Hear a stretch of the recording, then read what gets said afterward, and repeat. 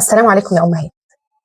كتير مننا نفسه ولاده يحبوا القرآن ويحفظوه، لكن بيحتار أبدأ إمتى وإزاي من غير ضغط أو عصبية. أول نقطة عايزاكي تعرفيها إني لازم تحببي ابنك قبل ما يحفظ في كلام ربنا. قبل ما الطفل يحفظ لازم يحب القرآن. شغلي القرآن في البيت بهدوء واسمعي معاه كمان، واحكي له إن ده كلام ربنا. لازم نبدأ بالقليل جدا، مش لازم صفحة كاملة، نبدأ ولو بآية أو آيتين وكرريهم خلال اليوم. نكررهم خلال اليوم حتى لو في العربية أو قبل ما ينام، حتى لو أنت بتجهزي لهم الأكل وهو واقف جنبك. اختاري وقت مناسب، أفضل وقت لما الطفل بيكون شبعان وهادي ومش عايز ينام. مدة قصيرة جدا تكفي، من 5 إلى 10 دقايق، ده لو لسه أطفال صغيرين. استخدمي التشجيع.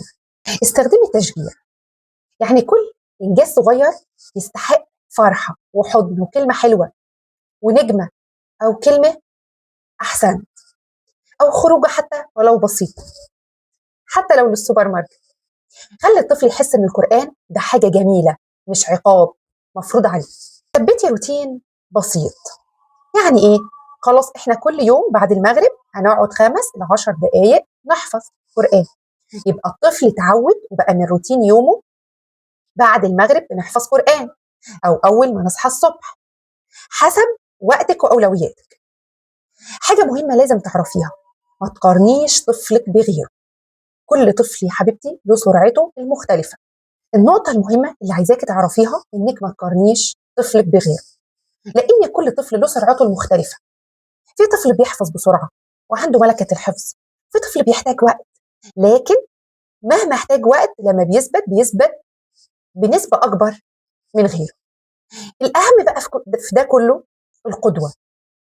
لما الطفل يشوفك ماسكة المصحف أو بتسمعي قرآن أو بتحاولي إن أنت تخشي في حلقات الحفظ، هيتعلق بيه طبيعي جدا.